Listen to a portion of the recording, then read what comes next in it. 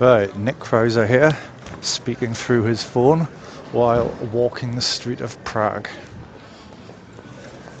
So anyway, welcome to another episode of the Womanizer's Bible. Now I'm going to kick this off by pre-framing myself to weasel, doing a set which I think is not going to go very well, and pre-framing myself to fail, so that when I do fail I don't feel bad about it. Right, this is how it works. Excuse me. Right, you speak English, right? A little bit. I look like I've completely surprised you and shocked you, by the way, like you were in a little dream or something. No, I thought you looked quite nice. You see, you were striding, very important. Striding? Striding. I'm so sorry, what is it? Just I'd say hello. You look nice. You were like all dressed in black, walking like big steps. No. Oh, she looks quite nice. I'm Harry. What do you want? Nothing. That was it. I am Harry to home. Go Okay, have fun. Take care. Bye. Right, I think you've just heard the worst set I've ever done in my life, right? So why did I do that? Why did I choose a girl that didn't seem like she was very up for it when I'm not very up for it, and just got myself blown out? Well, simple, that was my third set of the day, my third set of the trip, and thus my third set of the entire Eurozone season that just started today. So what I wanted to talk about today was three different... Hang on, here's another one. Excuse me. Right, I hope you speak English. Sorry. A little bit? Yeah, I speak English. Right. Okay, well, I'm English. We're separated by a common... You totally don't look American, right? You think? Well, the reason I say that is I was just walking, minding my own business, and then I saw you with this little cheeky smile. And my first thought was librarian. No way. Can you see why I would think that? My glasses. Your glasses, your little hair like this, and then it looks like you've actually robbed the British Library of its most valuable stock. You're making your getaway. It's full of Czech language books, actually. You can read Czech. Yeah. Yeah, that's Do you need help with anything? Nah, I just thought you looked quite nice. I was just on my way out for a coffee. Oh, she looks a bit strange. I'll go and say hello to her. What's your name? Chelsea. Mm-hmm. Like Clinton. Yeah, kind of. My name's Nick. Nick, nice to meet you. So I can't do accents at all, for America. Are you where? East Coast, West Coast? Guess it's somewhere in between. That's a big in between, right? You do have quite a big country. And I really don't have an accent like I should. Right, what would it be? You don't sound southern, right? I'm really not good at this. But I am southern. You are southern. I am. I'm from Texas. Texas, that's where you all have guns, right? 4 guns per person. So everyone's dead polite apparently. That's what I heard. Loads of guns and not a lot of alcohol. Means everyone's really nice to each other. Kind of like the opposite of my hometown. That would make sense. Where do you think I'm from? I feel like you're... I don't know if you're from... Well, you said you're from the UK. Yeah, I'm English, yeah. Yeah. But do you know anything about English, where? That means England. that you're from England. England, yes. Yes. So I don't know. I would guess that you're from northern England. Yeah, that's not bad at all. But I don't know where. I'm from Newcastle. Newcastle. Which is how do you describe it? Newcastle, to put into American terms, would be like Detroit. Formerly great industrial place that's now gone to utter shit. Yes. So that's Newcastle. I'm one of the last remaining people there with a job. Oh. So, there you go. Bloody And hell. you're visiting here?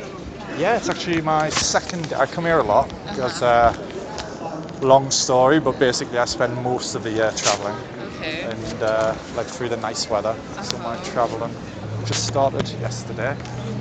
Check now. I'm going to go to Zagreb next week. Then back here. Then probably Budapest. Zagreb is a nice place to go. Croatia is always a good... Although I prefer Serbia. They're very similar. But Croatia's got a... Because they were obviously the same country, right? Before they had that mild disagreement in the 90s. Mild, right? and then everybody dies. So But like Serbia is like if you put like a Russian crazy influence onto Yugoslavia, whereas Croatia is like if you put like an Italian European Definitely. influence on.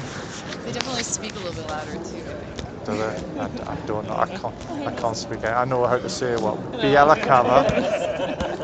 Kava, I can say that, and Vala, and that. Despite having been there like 20 times, that's the limit. Because being English, I figure that everyone can understand me if I just repeat loudly enough. Alright? So what brings you here? Anyway, what's your excuse?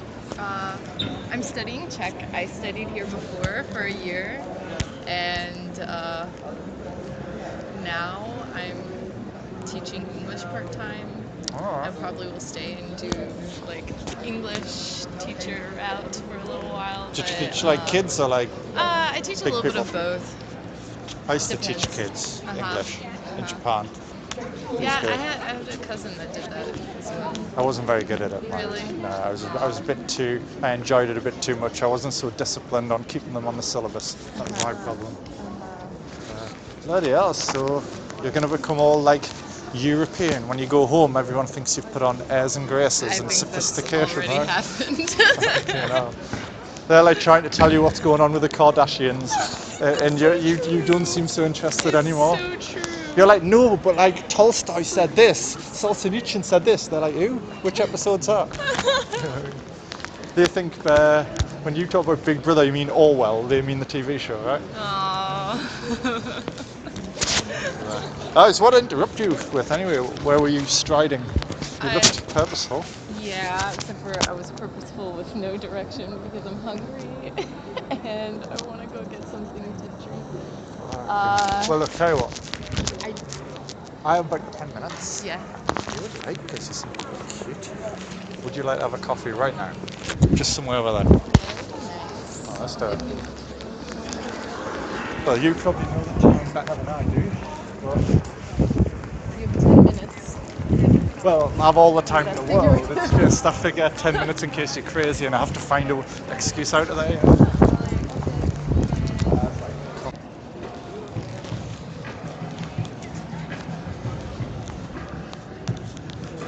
Right then, that was a 1 hour instant date. Nothing special, no idea where it's going to lead, but I thought I'd cut the podcast when I saw that bird because it was kind of, show rather than tell. So that now we get the little tell part of the podcast. Right, so what was all that about? Right, it's my first day of the Eurojohn season. I'm really rusty, wasn't really in the mood. It's a bit cold. It's like at night here it's like 2 degrees. I'm not sure what it is right now, but it's probably only about like 5-6 degrees, something like that. So there's 3 ways, I think, 3 kind of meta approaches you can have when you're going out to do day game when you're not quite feeling it. Right, when you're a bit rusty. You can be either A, you can be outcome oriented, B, you can be process orientated, or C, you can be vibe orientated. And I think all 3 are equally valid, and it does you good to practice all 3, right? With the idea being if you can raise your level at all 3, there's like synergies and crossover, and your overall game is going to be better. Your ability to go out and make things happen when you're not quite feeling it are going to be better. So let's just go into them in a little bit more detail. So first one, I believe, I'm still walking around Prague, I don't have notes in front of me. First one, I believe it was outcome orientation. Right, so what happens there? So you go out, you're like, right, I'm going to kick off my day game, it's been a while, right, what am I going to do? Right, I'm going to try and get laid, right, or right, I'm going to try and get some numbers. Right, but you're basically trying to get something from the girls, you're trying to get something from the set. Now this works best when you are feeling fighty, when you're like really up for it, you've woken up and you're horny, right? Or you've woken up and you're excited, or you've woken up, you look out the window and it's a really bright summer's day and you just think, ooh, fucking hell, this is a good day to day game. You know, like you might be rusty, you haven't done it for a while, you might have approach anxiety, but what you're not lacking is desire for results, right? You're like, right, I really want to fuck a bird. I'm not going to give up till I fuck a bird. You know, I'm going to go for a same day later. Or, right, I'm going to be instant dating. You know, first girl who looks amenable, I'm inviting her on an instant date, right? But as you've probably figured, this is all about getting something from the sets, right? Not every set, but from that session you're trying to get a particular outcome of greater or lesser ambition. Now what this is good is it forces you to look towards the end, right? By forcing you to look at the end point, it's a little bit like focusing on a landmark in the distance. As long as you got your eyes on the landmark, you're always going to be heading in the right direction towards it, right? What's the problem? Well, your eyes are on the landmark, you're not looking at your feet, right? You're not looking at what is on the floor in between you and the landmark, so you're more likely to, you know, step in shit, slip on a banana peel, fall into a pit, right? So positive side of having the outcome orientation is, you know where you're going and you're pushing for it. Downside is you're more likely to have stumbles and trips and make mistakes and not get the other things right. Okay, B. The process orientation. Well, that's the opposite, isn't it? What are you doing with the process orientation? Hang on, I'll check this is still recording. Indeed it is. Right. Process orientation means the opposite, is you're essentially looking at your feet, right? As you're walking, you're looking at the ground in front of you with each step, and you're monitoring the ground and your footsteps, right? And like how you're walking. So what does that mean for day game? Well, you go out and you focus on getting particular technical things right. So you might think, right, I'm going to get my stop right, I'm going to get the geometry of the stop right. Okay, I'm going to make sure my voice is nice and slow and low. Right, I'm going to make sure my eye contact is solid. Right, you've got particular technical things in your mind about the process, and you're making kind of like the poker player's idea is just play every hand right. You know, just do the correct things every hand, and eventually you're going to get a winning hand and you're going to take a big pot. So that's like a process orientation. So the good thing about that is obviously it encourages you to hone your technical skills so that each component gets done correctly. But what it also does is it frees you of the outcome dependence, is you no longer feel like you're maybe reaching or overreaching to get the number, get the eye date, get the lay. You're now just thinking, let's do it right. And that means girls will quite often respond quite positively because you have a less needy vibe. What's the downside of it? Well, you're micromanaging yourself. Is you're hurting your ability to hit flow because you're thinking too much about technical things.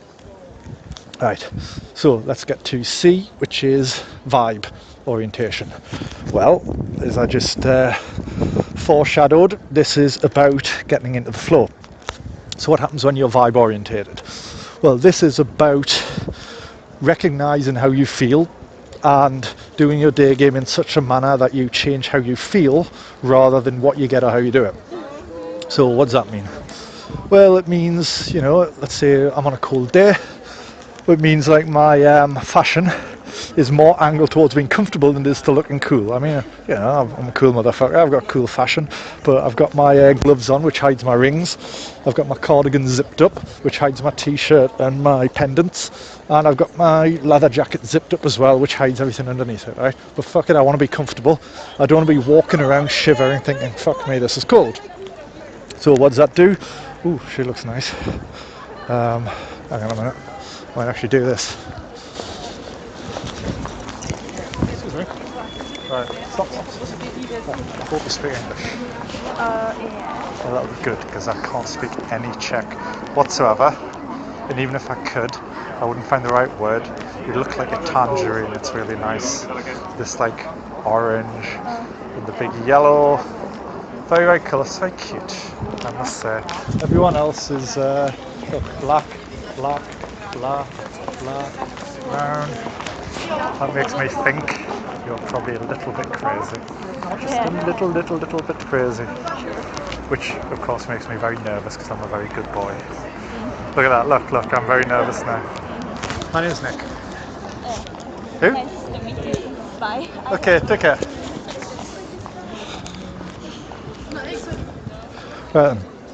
So, where was it? Right, vibe. Right, so what you're doing with your vibe maintenance when you're in a set is you want to be comfortable. You want to try to think happy thoughts. So you want to be, I think podcast number 3 I talk about the solo day game mindset, and much of that is about this angle. It's about feeling connected to the street, feeling connected to your body. By freeing yourself of concern from both the outcome and the process, you can put your concern more into flow and just pushing out happy thoughts, happy vibes, value to the world around you. Now what this usually means is girls feel less of a threat, less investment is required to reach hook point, because you're just like oozing relaxation and happy vibes. It also means by moving yourself in this direction, your vibe gets better, and the blowouts don't bother you so much because you're not going for an outcome. If you fuck up something technically on your stop or in the chat, you're not that bothered because process isn't the priority here, it's vibe. What you're trying to get is for every set and all the time in between to just be gradually nudging your vibe towards happy days. And right, so good point of this is of course it improves your vibe, and of the 3 options, it's the one that's most likely to be fun, where the actual day game is fun. But the downside is you'll be a bit wishy-washy, right? You'll make technical mistakes. You maybe won't push as hard as you should. You won't maybe jump on the opportunities, or as a lot of day gamers, make the opportunities as much as perhaps you ought to. So that's the downside to look at there. So anyway, this is just I think I'll cut the podcast there. I don't want to go into fucking massive detail. It's not a wide enough point to justify that. But the takeaway for you is, if you're coming back to us a day of day game after a lot of time out, whether it's like me, you've had 4 months out, or maybe it's just a week, but you're coming back to it, maybe you're a little bit anxious, you're about to head out in the streets and you're like, ooh, I don't really know if I've got it in me today, I don't really know, ooh, is my day game still any good? Like, pick one of these 3, pick outcome, pick process, or pick vibe, and think, right, for the first hour or 2, this is what I'm going for. I'm just going to pick that focus of my game, get that right. Then, after a couple of hours, stop, have your coffee, think how it went, and make your decision on how to continue. Okay, that was Krauser, Womanizer's Bible.